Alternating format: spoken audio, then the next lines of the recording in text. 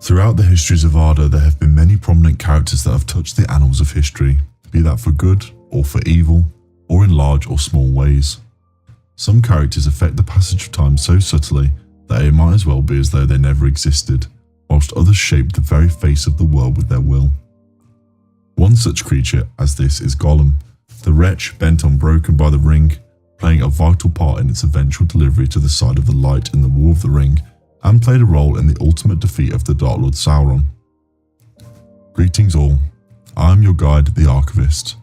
Today I will look at the misery of Smeagol, or Gollum, his life and contribution to the passage of the ring to Frodo, and ultimately his demise. Appearance and character.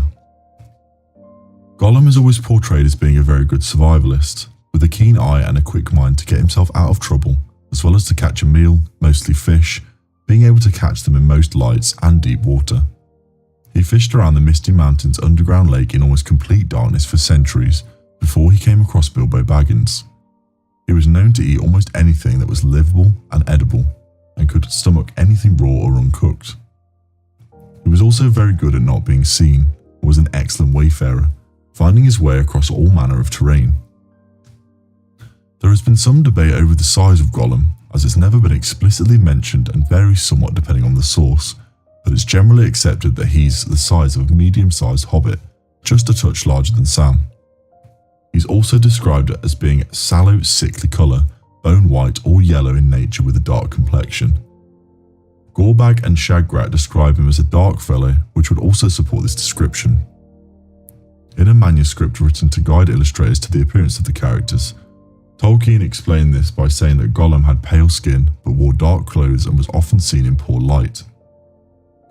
The Hobbit states he has pockets, in which he keeps a tooth-sharpening rock, goblin teeth, wet shells and a scrap of batwing. Even though he seems to be depicted only in a loincloth, it seems as though he had pockets and some form of clothing. Powers.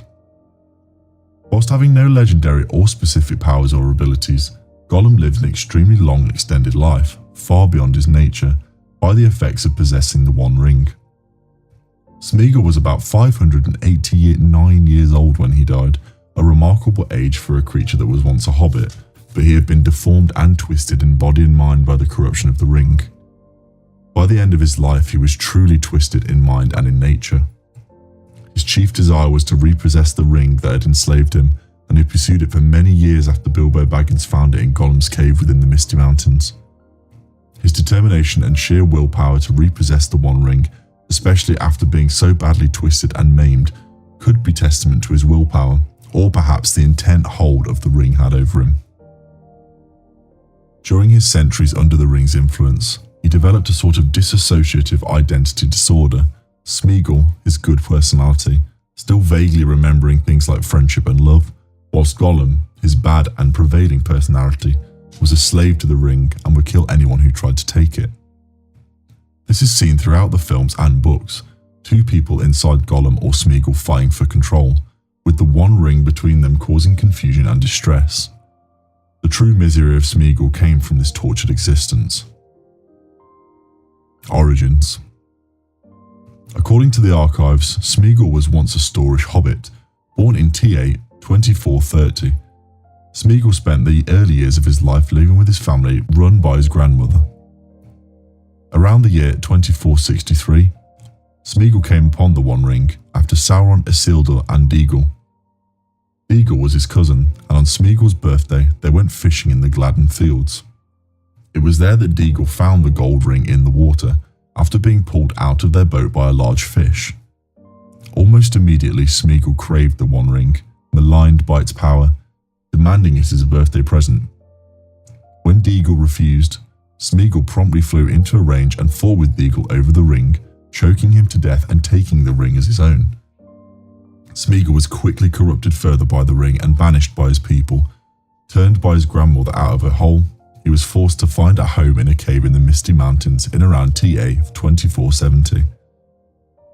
The ring's malign influence twisted his hobbit body as well as his mind and prolonged his life far beyond its natural limits. He called it his precious or his birthday present, the latter as a replacement in his mind for killing Deagol. He lived in the Misty Mountains for over 400 years, living on raw blind fish, which he caught from his small boat, bats, and occasionally stray orcs. Gollum even made a song about raw fish, which is, "The rocks and stones, they're like old bones all bare of meat," that he used to as a riddle for Bilbo, and which much later sing to Frodo Baggins in a longer version. He found Hobbit and elven food repulsive. The Third Age. In July T8 2941, during the company's quest to Erebor, the Hobbit Bilbo Baggins stumbled upon Gollum and the underground lake that he lived, finding and taking the ring. Gollum had lost the ring squabbling with an old goblin in the network of caves leading to the lake, and it is commonly believed the ring decided to leave Gollum as it had its own will entirely. As Gandalf says later, it left him to try get back to its owner Sauron, and thought this the best course. After their riddle game, considered to be one of the most iconic moments in all of Tolkien's works, during which Gollum was unaware of his loss, Gollum refused to show Bilbo the promised way out and plotted to murder him. However, upon realization that his ring had been lost, the true answer to Bilbo's riddle became clear. "What have I got in my pocket?" Breaking into a rage and then began to chase him out of the tunnels. Bilbo inadvertently stumbled across the ring's power of invisibility as he ran, allowing him to follow Gollum back to the entrance of the cave. There, Bilbo at first thought to kill Gollum, but was overcome with pity, and he jumped over him to escape. Search for the ring. Driven to madness by his loss, Gollum eventually decided to leave and look for the ring stolen by Bilbo a few years past from this event. He made his way south to Mordor, where all evil was being drawn to at this time.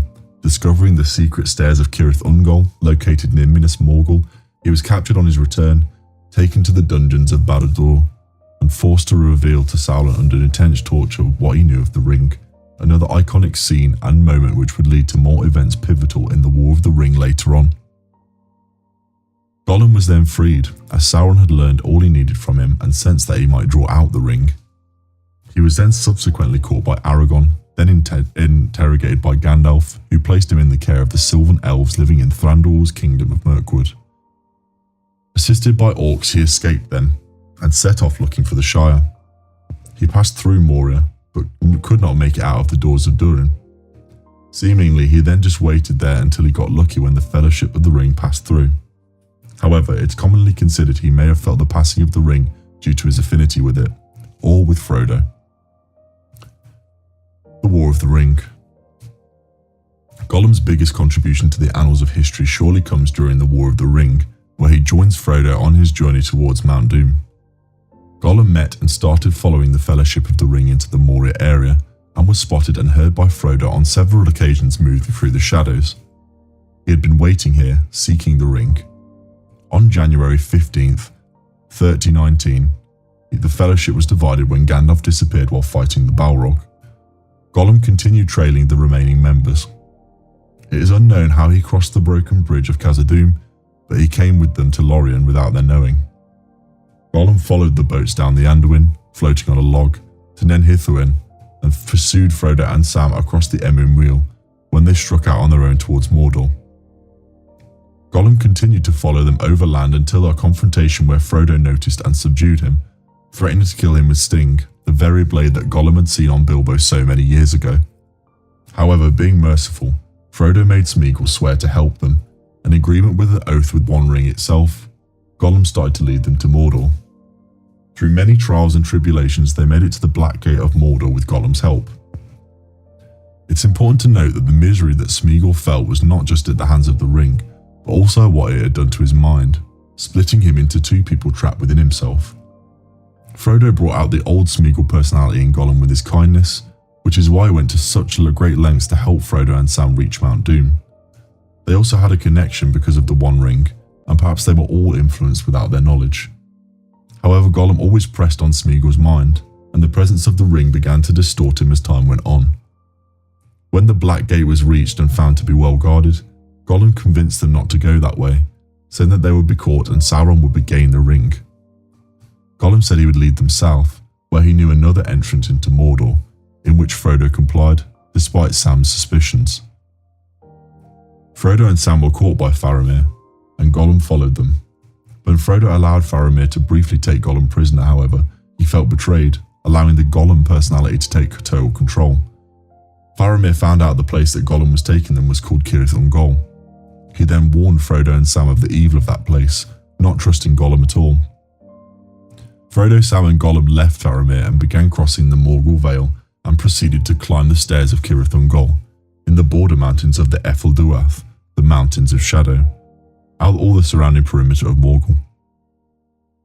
Gollum visited the great spider Shelob, child of Ungoliant, because he was planning to betray the hobbits by turning them to Shelob for food and then take the ring for himself. It's extremely impressive to remark that Gollum managed to actually form an alliance with Shelob, as she would largely be considered a force of nature more than a reasonable creature, showing again his incredibly keen mind and remarkable willpower. Upon his return he was conflicted, stroking Frodo's hair. However, Sam's mistrusting words sealed the fate of Smeagol's persona Repentance, and Gollum led them into the trap. Just as Faramir warned them, Gollum's betrayal of his oath ultimately led to his undoing, for Frodo and Sam escaped from her lair and also Cirith Ungol. They came against all odds to the fiery volcano Mount Doom. Gollum followed them all the way, seeking a chance to surprise them and take the ring. When Frodo and Sam had almost reached their destination, he attacked, but failed to get the ring. Sam, who had hated Gollum on sight, tried to bring himself to kill him, but he relented out of sheer pity and disgust, turning his back on the beaten but still wily creature. His final fate. Gollum's final fate was entwined with the ring at Mount Doom, as it always should have been. Frodo was standing on the edge of the cracks of Doom, but, unable to destroy the ring, claimed it for himself and put it on. Then Gollum attacked the hobbits again. Gollum knocked out Sam with a rock whilst Frodo was invisible, and then, tracking his footprints, jumped on Frodo's shoulders. The two fought and Gollum ultimately bit Frodo's finger off with the ring on it. The long-standing prophecy of Bilbo sparing Gollum was fulfilled here, as Frodo was unable to destroy the ring himself. However, the weary and broken Gollum, so fulfilled with finally having possession of the ring back, lost his balance and fell into the lava below, destroying himself and the ring. If Bilbo had killed Gollum all those years ago, Frodo would have been powerless with Sauron knowing exactly where he was and unable to destroy the ring himself. Years after Gollum's death, Frodo would forgive him, as Gandalf had pointed out to him that Gollum was not an evil entity deserving death, but a pitiful being unnaturally and irreversibly bound to the ring's will, and that Frodo would have almost certainly suffered a similar fate had he kept the ring. And so I have now covered the content for this video, but if there's anything that has been missed, please share them in the comments down below.